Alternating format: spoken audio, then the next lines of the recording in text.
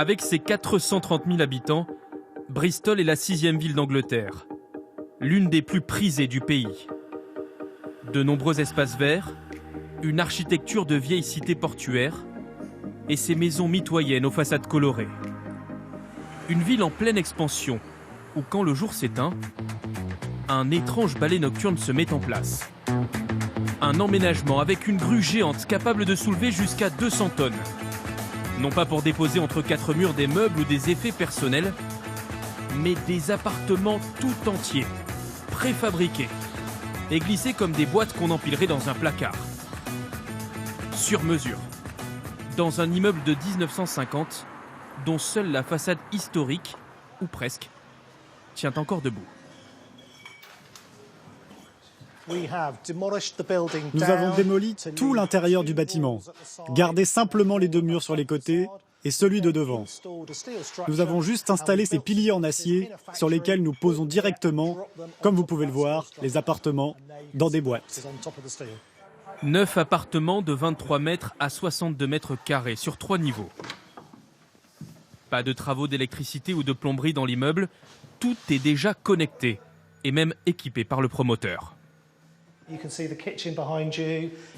Là, derrière vous, vous pouvez voir la cuisine.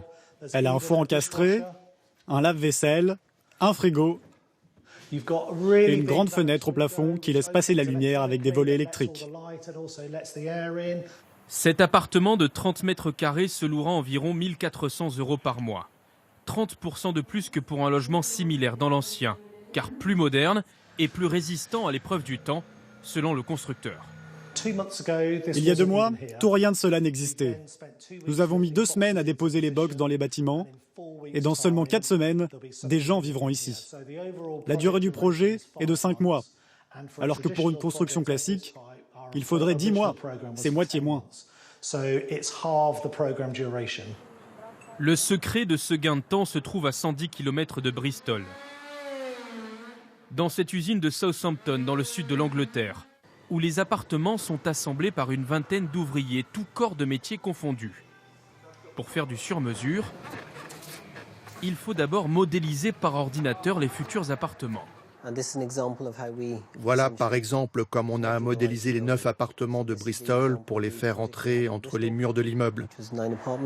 Ça vous montre aussi l'architecture en bois qui compose ces logements préfabriqués.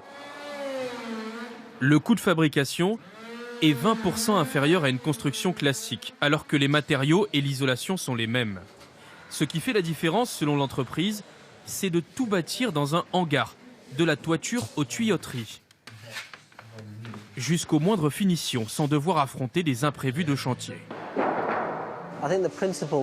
L'intérêt de construire à l'intérieur, c'est par exemple de ne pas être exposé aux éléments. Les ouvriers n'ont pas à monter et descendre des échafaudages. Ils ne subissent ni la pluie, ni le vent, ni la neige. Le chantier ne s'arrête jamais. Des chantiers plus productifs, donc, à moindre coût pour le constructeur. Mais en bout de chaîne, des logements plus chers à la location ou à la vente. Alors quel intérêt ? À Bristol, ce projet inédit en Angleterre est pourtant bien accueilli. La mairie y voit une façon, au-delà du prix, d'enrayer à terme la pénurie de logements qui frappe la ville, comme l'ensemble du pays. Oui, les logements préfabriqués ne sont pas moins chers, mais ils sont beaucoup plus rapides à mettre en place. Et de nombreuses personnes attendent un logement social, par exemple. Cela peut donc être une façon pour nous d'accélérer la livraison des logements. Pour la mairie de Bristol, ces logements présentent un autre avantage. Avec leur bonne isolation, ils pourraient dans les prochaines années aider à réduire les émissions de carbone dans la ville.